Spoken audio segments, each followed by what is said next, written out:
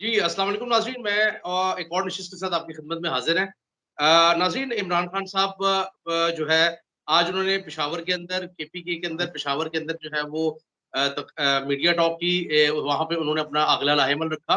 PTI ने जो है वो इस्लामाबाद के अंदर इलेक्शन कमीशन के दफ्तर के बाहर एहतजाज किया। लेकिन एक बड़ी अहम चीज़ है पीटीआई के लिए, वो ये है कि 30 दिन वाला मामला खत्म हो चुका है। अब फैसला जब मर्ज़ी हो ईसीपी आराम से अपना ये काम करे। और दूसरी बहुत अहम चीज़ ये है कि ईसीपी ने बाकी तमाम पार्टीज़ का भी कह दिया है, जिसमें नून लीग और पीपल्स पार्टी भी है। उसके हवाले से भी बात करेंगे कि ये भी तहकीकात हो, मुकम्मल हो और फिर सबका जो है वो एक तरफ़ा से मुराद ये है कि पीटीआई की तरफ कार्रवाई ना की जाए, बाकी दोनों जमातों की भी कार्रवाई करके तो सबका मिलाकर जो है वो एक दिन फैसला किया जाए।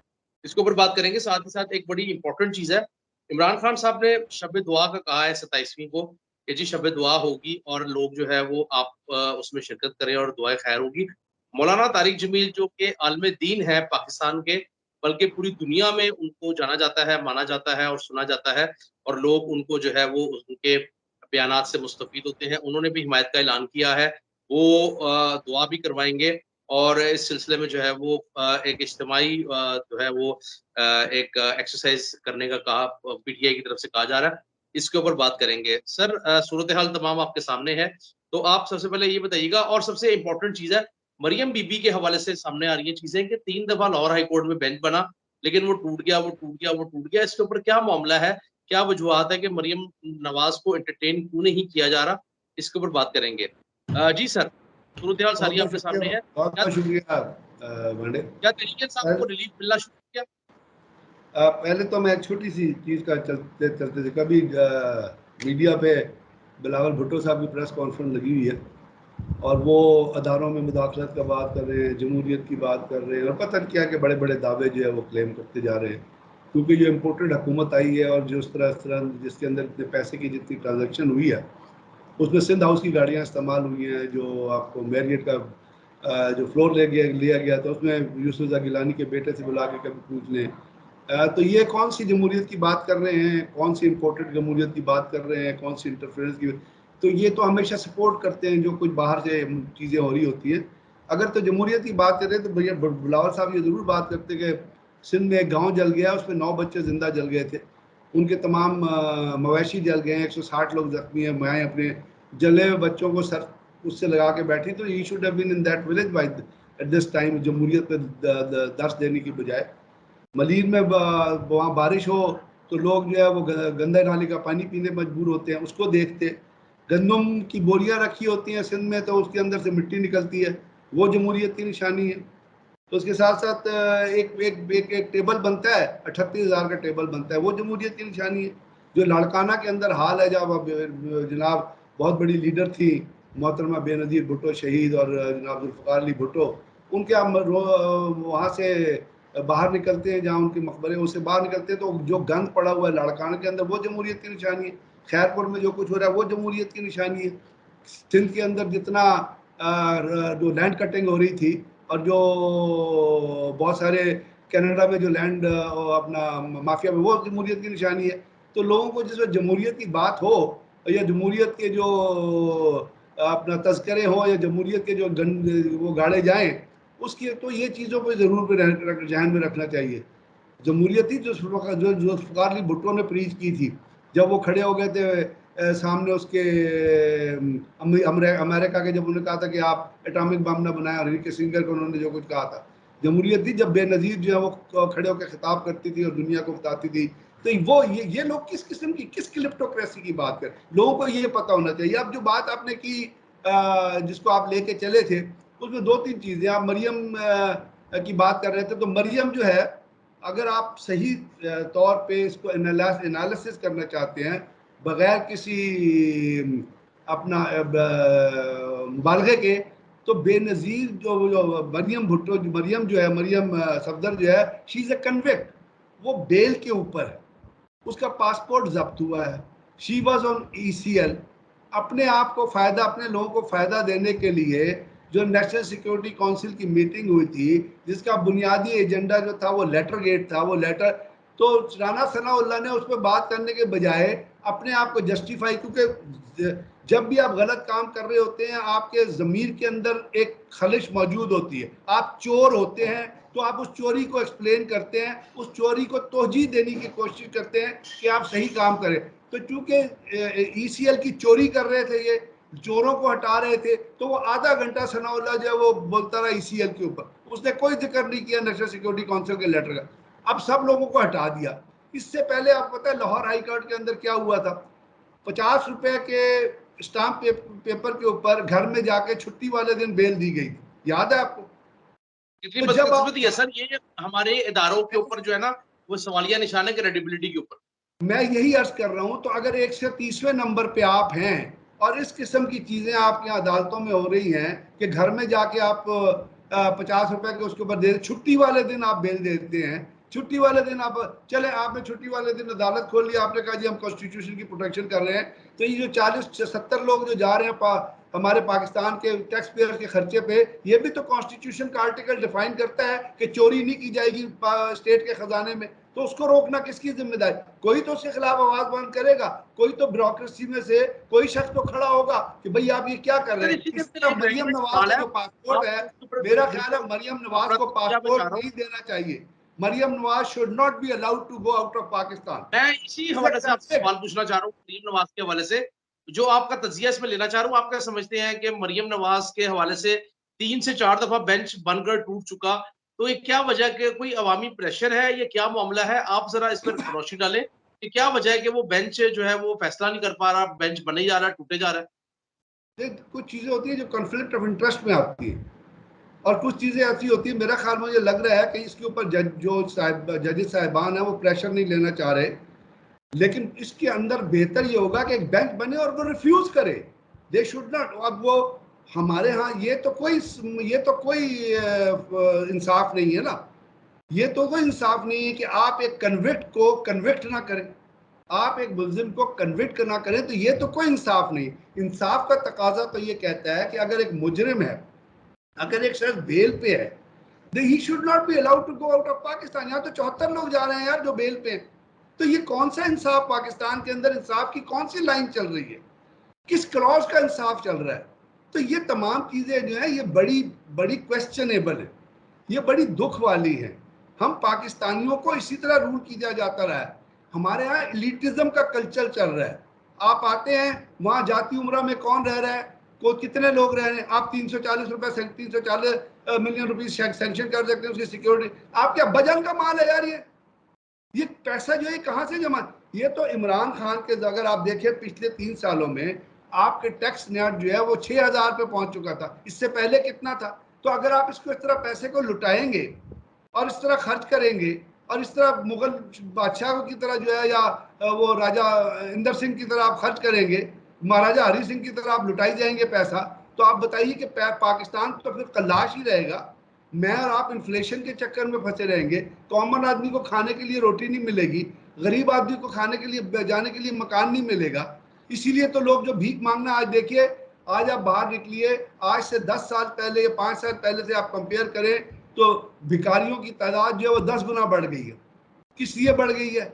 इसलिए बढ़ गई है कि स्टेट का पैसा लोग खाते हैं। अभी कम से कम ये था कि लोग जाके कम से कम कहीं खाना तो खा लिया करते थे, अब ये वो खाना भी छीन लेंगे लोगों से, ये लोगों के हक से निवाला खींच के बाहर निकाल लेंगे अगर इस किस्म के खर्चे आप करेंगे। तो बात ये है कि ये बड़ी गलत बात है। इंसाफ का तकाजा ये है कि ऐसी शख्स जो बेल के ऊपर है और उसका पासपोर्ट जब्त है, तो उसके ऊपर एक फैसला आना चाहिए। अब वो फैसला तो अदलिया ने करना है, मैंने और आपने तो नहीं करना है ना।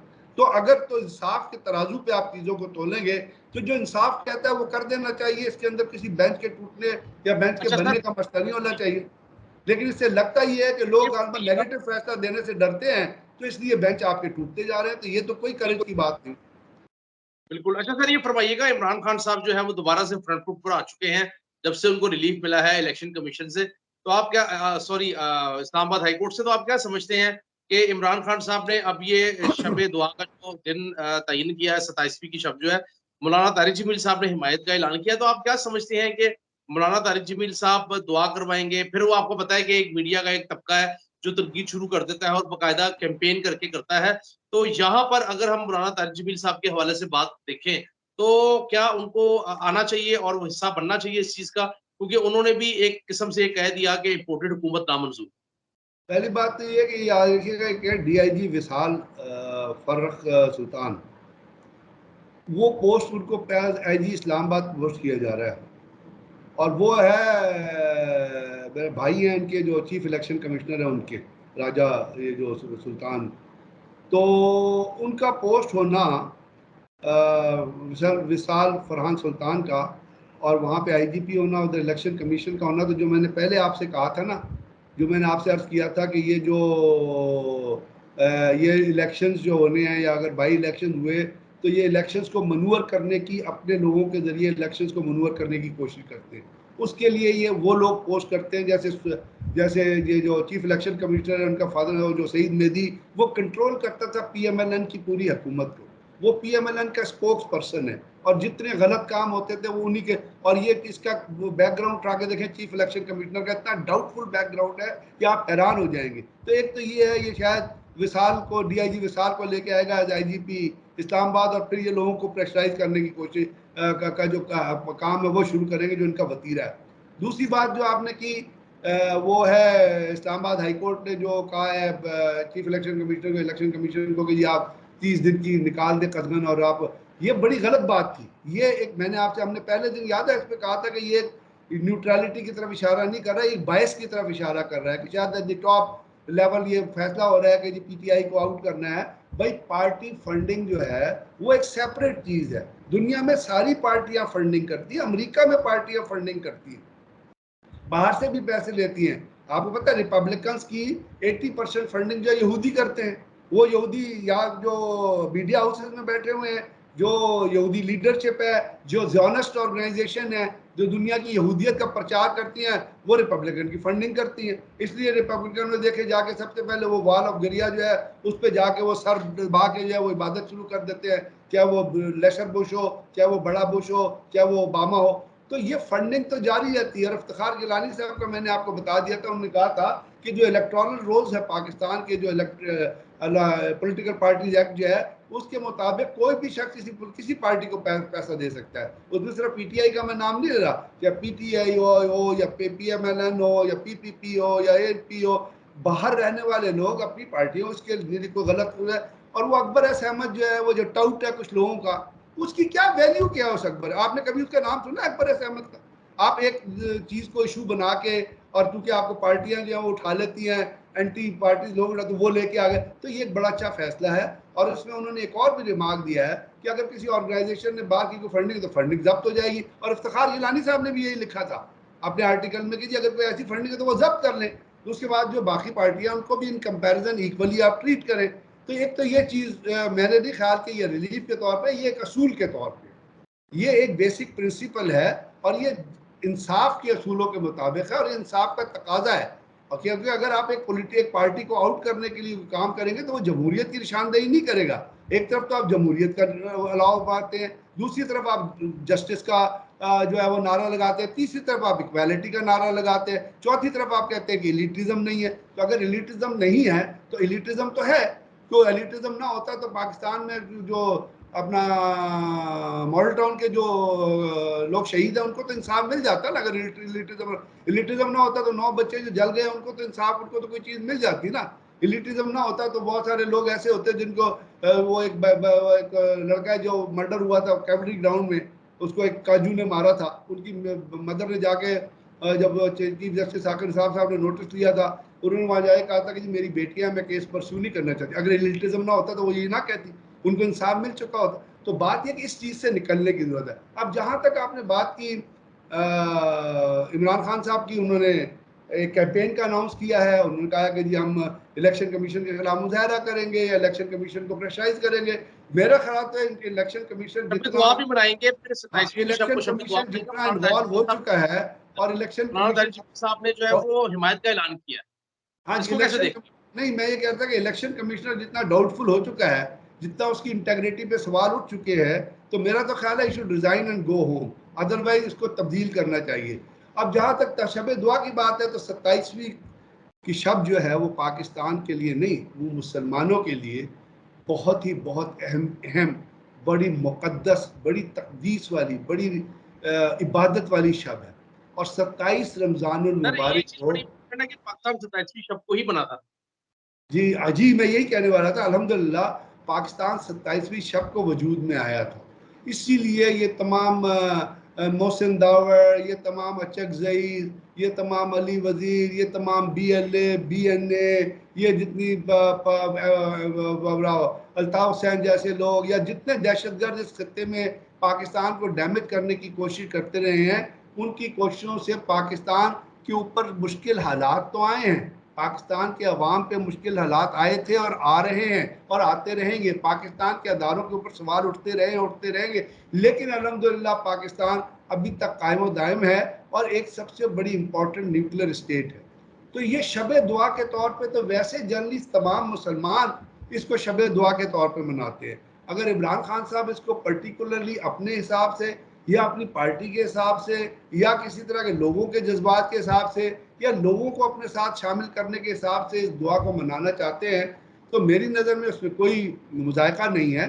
ये ना सिर्फ ये कि रमज़ान की अहमियत को, बल्कि उस दिन की, उस रात की अहमियत को भी ज़ाहिर करता है। हम वैसे भी ज़्यादातर लोग जो है कुरान पाक का ख़त्म पाकिस्तान की मसाजिद में 27 रमज़ानुल मुबारक को होता है और पर्सनल लेवल पे भी लोग जो है वो 27 रमज़ान मुबारक को अपने घरों में कुरान पाक का ख़त्म भी करते हैं और इबादत भी करते हैं। तो ये तो हर जगह पे कोनों में, मस्जिदों में, घरों में, हर जगह पे इबादत हो रही होगी। तो उसके अंदर उन्होंने अगर शब दुआ को शामिल किया है तो ये एक अच्छी सही है। रवायत है और इसी को सर देख बस लीजिए। लास्ट में ये बताइएगा कि आप क्या देख रहे हैं कि अब इमरान खान साहब जो है वो आखिरी लास्ट मिनट है, कमेंट कीजिएगा कि इमरान खान साहब जो है वो आपको आगे चलकर कामयाब होते नजर आ रहे हैं या फिर फिलहाल जो है वो अभी ये ऐसे ही चलेगी और 1.5 साल हुकूमत पूरा करेगी अपना। ये अभी एक क्वेश्चन मार्क है, मैं इसके ऊपर कोई चीज कह नहीं सकता कि कामयाबी या नाकामी तो अल्लाह ताला के हाथ में होती है। अल्लाह ताला आपको एफर्ट देता है, आप किसी चीज़ के लिए जस्तजू करें। लेकिन जैसे मौलाना तारिक जमील ने भी कहा और उन्होंने कहा कि उन्होंने बड़ा कैटेगोरिकली कहा कि पाकिस्तान के अंदर जो हुक्मरान रहे हैं वो नेक हुक्मरान नहीं रहे। पाकिस्तान को नुकसान अपने हुक्मरानों की रेशा दवानियों से और हुक्मरानों की करप्शन से पहुँचा है। तो अगर वो इमरान खान की दुआ कराएंगे तो नेक आदमी है। इसमें पाकिस्तान का, इसमें सिर्फ इमरान खान का नहीं, तो मुझे यकीन है कि वो पाकिस्तान की सलामती की दुआ मांगेंगे और वो हमेशा अपने हर प्रोग्राम में पाकिस्तान की और पाकिस्तान की आवाम की सलामती के लिए दुआ करते हैं। तो आने वाले दिनों में ये तो साफ जाहिर है कि इमरान खान ने एक तहरीक चलानी है और वो तहरीक चलनी है। अभी देखिए ना, इम्पोर्टेड बिल्कुल गवर्नमेंट ऐसे। का जो लोगो है या इम्पोर्टेड गवर्नमेंट का जो हैश टैग है, क्या वो डाई डाउन हो गया? वो अभी तक उसी तरह सर चल वो रहा है। हैशटैग जो है वो तो 1 अरब और 6 करोड़ पे चला गया, मतलब वो 1 अरब से भी ज्यादा तजावुज कर गया हुआ है। कि और अब ये ये ट्विटर की हिस्ट्री है, अपने ख्याल है सोशल मीडिया की हिस्ट्री के अंदर सबसे बड़ा ट्रेंड है जो अब तक जो है वो चल रहा है। तो मैं ये कहता हूँ, ये इम्पोर्टेड गवर्नमेंट हैश टैग किस चीज़ को जाहिर करता है? ये लोगों के जज्बात को जाहिर करता है ना।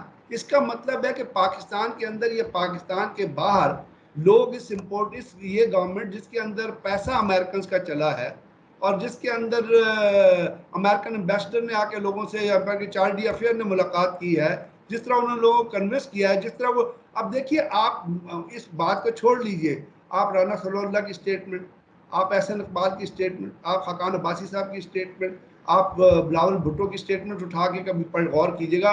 वो कहती है तहरीक अपने एतमाद कामयाब ही नहीं हो सकती जब तक इस्टेब्लिशमेंट आपके साथ हो। तो अब आप मुझे बताइए, मैं तो नहीं कह रहा। तो ये जो इम्पोर्टेड गवर्नमेंट हैश टैग ये चल रहा है, ये लोगों के जज्बात को रिफ्लेक्ट करता है, ये एक शख्स के बिल्कुल जज्बात को सही है, रिफ्लेक्ट नहीं बहुत बहुत करता। शुक्रिया और सर। उसके बावजूद अगर आप 74 जी लोगों को बिल्कुल। लेके और गवर्नमेंट के खर्चे के ऊपर एक इस्लामी रिचुअल, एक इस्लाम का एक अहम जुज जो है उसको परफॉर्म करने चले जाए, तो आप बिल्कुल तो ऐसे ही। रिलीजन की तो आप खिदमत नहीं कर पा रहे, रहे हैं कि इसके ऊपर आप चेक होना रिलीजन चाहिए के साथ और ज्यादती कर इन रहे हैं। लोगों को इस चीज के ऊपर जो है वो देखना चाहिए कि हम सरकारी खजाने का बदले का इस्तेमाल नहीं कर सकते। मुझे दीजिए वजीर साहब बहुत इसके बहुत ऊपर शुक्रिया। अदारों को भी नोटिस लेना चाहिए, इसके ऊपर अदारों को बिल्कुल सही सवाल है। जरूर पूछने चाहिए। बहुत जरूरी चीज है, क्योंकि मैं और आप जो टैक्स पे करते हैं वो पाकिस्तान की बेहतरी के लिए इस्तेमाल बिल्कुल होना ऐसे ही है, चाहिए, पाकिस्तान की लीडरान बेहतरी की और बेहतरी के लिए इस्तेमाल नहीं होना चाहिए। इस मुल्क की बका के लिए अपना टैक्स पे करते हैं और बेहतरी ही होनी चाहिए। नाज़रीन अभी की निश्चित से मुझे दीजिए इजाज़त। आपसे मुलाकात होगी इंशाल्लाह अगले प्रोग्राम में, तब तक के लिए अल्लाह हाफ़िज़।